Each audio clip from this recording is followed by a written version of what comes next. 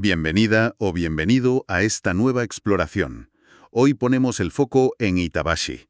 Quizás para mucha gente solo un distrito más de Tokio, un nudo de transportes, pero la verdad es que esconde historias muy interesantes y rincones que merecen la pena. Queremos desenterrar un poco esas narrativas del pasado y, de paso, señalar algunos sitios curiosos para quien busque salirse de lo típico. Exacto. Nos hemos basado en crónicas locales, leyendas que han pasado de boca en boca y también guías que nos enseñan un Itabashi distinto.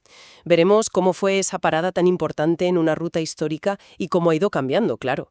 Pero sobre todo, cómo esas huellas del pasado siguen ahí, en las calles. Perfecto. Pues vamos allá. Entremos en la historia y los secretos de Itabashi. Si te parece, empezamos por el nombre.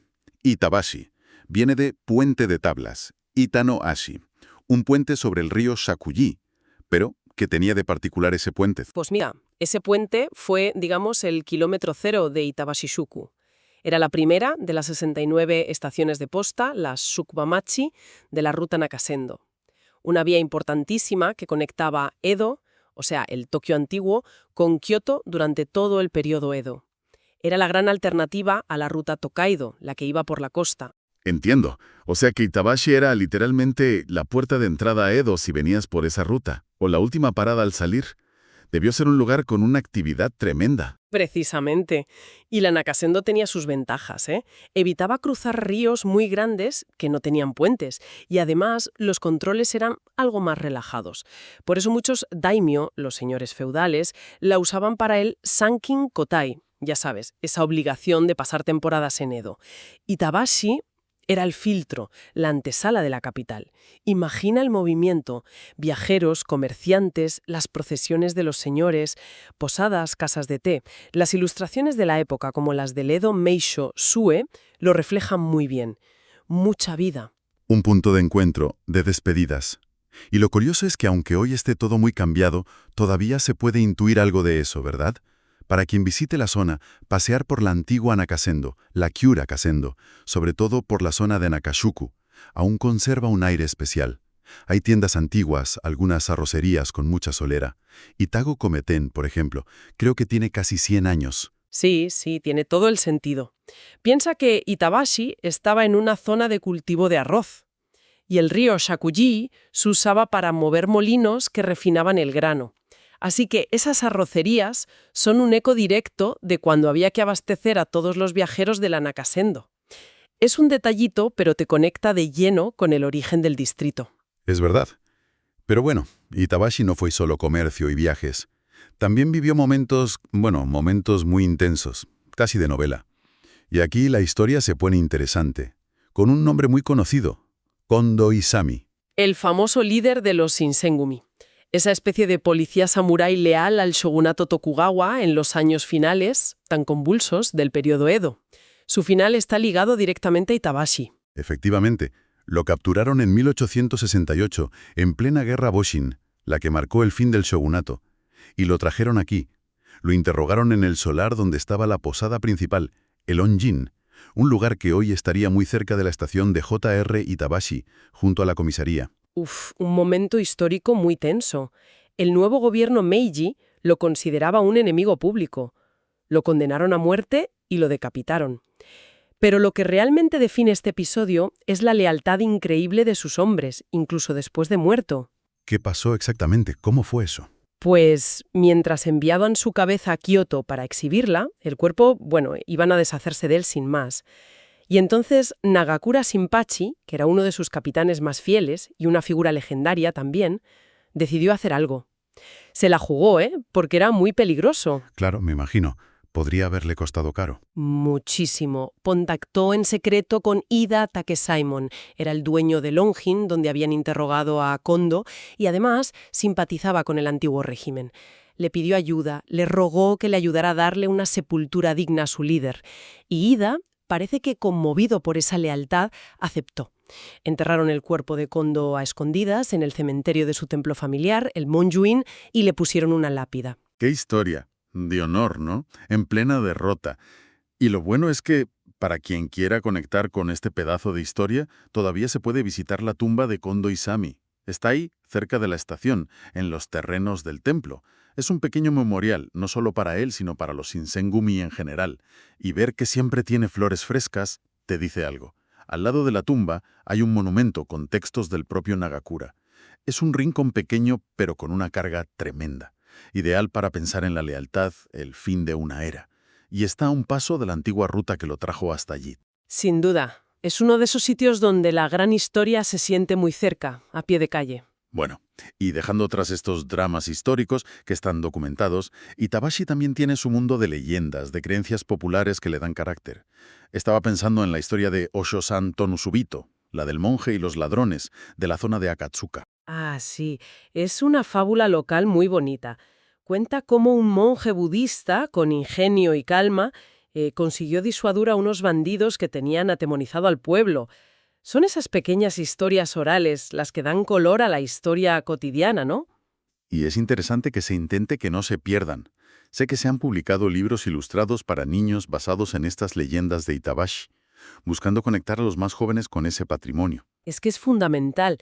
Estas historias, aunque parezcan sencillas, reflejan valores, miedos, esperanzas de la gente de antes.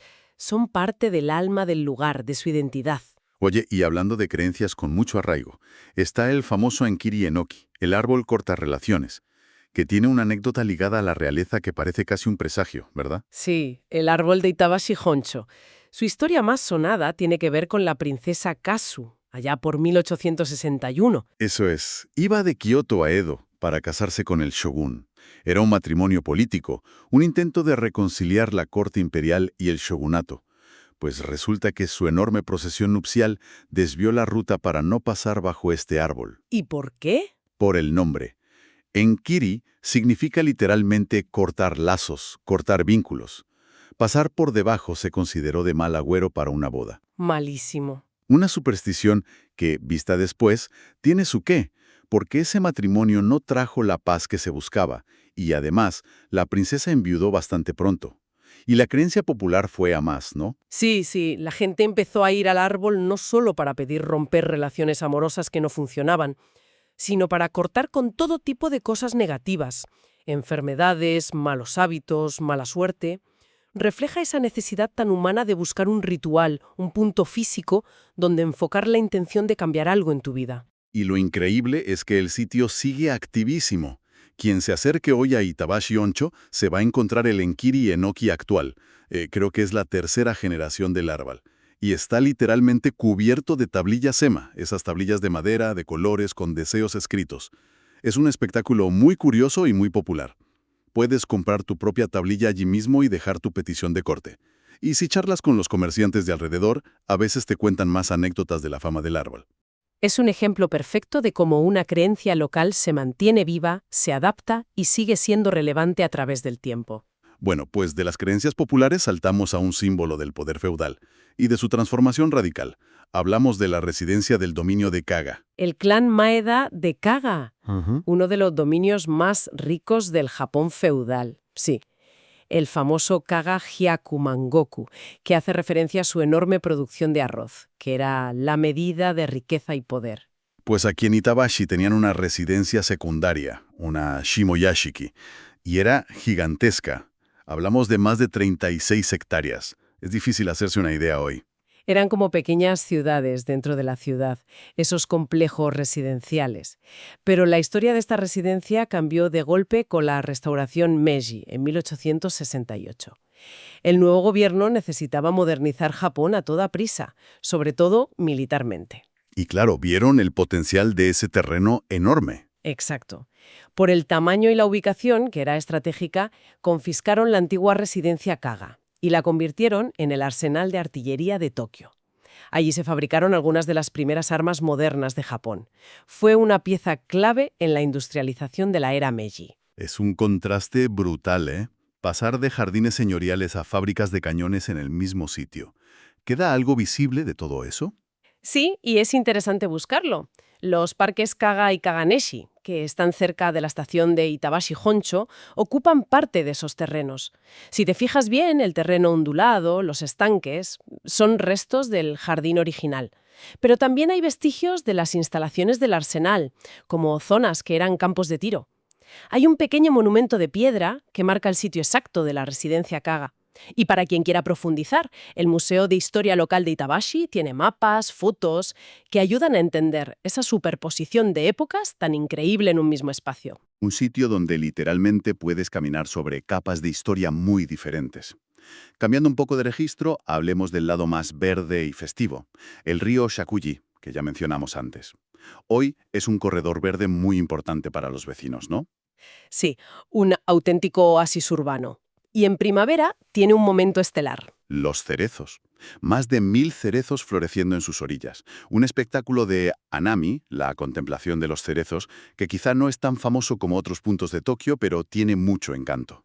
Exacto, permite disfrutar de la floración de una forma más tranquila, más local, y esta belleza natural conecta también con una gran celebración del verano, el Festival de Fuegos Artificiales de Itabashi, el Itabashi Hanabi Taikai. Uno de los grandes festivales de fuegos artificiales de Tokio. Y tiene una historia bonita detrás, ¿verdad? Sí, nació después de la Segunda Guerra Mundial. No era solo una fiesta, sino un gesto de amistad y de deseo de prosperidad compartida con la ciudad vecina de Toda, que está en la prefectura de Saitama, al otro lado del río Arakawa. El festival, de hecho, se celebra sobre este río más grande, el Arakawa, uniendo simbólicamente a las dos comunidades cada verano. Es un evento enorme. Qué bonito. Una forma de celebrar juntos la recuperación y el futuro. Así que, como sugerencia, recorrer el río Shakuji en bici o a pie en primavera es una gozada. Y si se puede planificar, vivir el Festival de Fuegos Artificiales en agosto. Es una experiencia japonesa total. Naturaleza y comunidad, sí, van de la mano. Y para ir cerrando este recorrido por Itabashi, nos acercamos a un símbolo de paz más reciente, el Tokyo Daibutsu, el Gran Buda de Tokio. Está en el templo Horenji, en la zona de Akatsuka. Y a diferencia de otros budas gigantes de Japón, este es relativamente nuevo, de 1977. Pero su origen es muy emotivo. Se construyó para consolar las almas de las víctimas de dos grandes tragedias que marcaron Tokio: los bombardeos de la Segunda Guerra Mundial y el gran terremoto de Kanto de 1923. Es sobre todo una plegaria por la paz mundial. Mide 13 metros, es impresionante verlo. Y tiene un detalle curioso en cómo está orientado, ¿no es así? Sí. Es de bronce y es el tercer Buda sentado más grande de Japón. Está orientado hacia el centro de Tokio, pero de espaldas a la dirección desde la que llegaron los bombardeos aéreos durante la guerra. Es como si estuviera protegiendo simbólicamente la ciudad. Un gesto sutil, pero con mucha carga. Muy poderoso, sí. Visitar el templo Horenji, que está cerca de la estación de Nishi Takashima Daira, sería entonces nuestra última parada recomendada.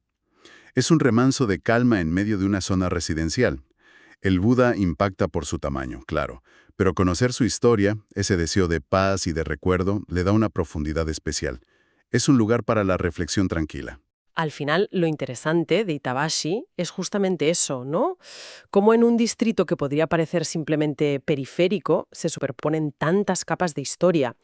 Fue puerta de entrada a la capital feudal, fue escenario de dramas samuráis, motor de la industrialización y ahora alberga símbolos de paz y memoria.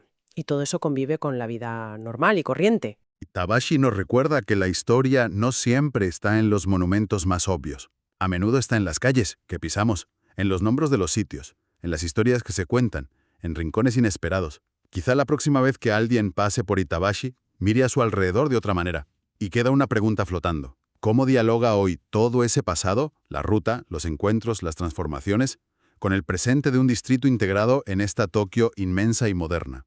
¿Qué historias siguen ahí, esperando ser descubiertas? Para quien quiera seguir tirando del hilo, el Centro de Información Turística de Itabashi o el Museo de Historia Local son, desde luego, buenos puntos de partida. Hasta la próxima exploración.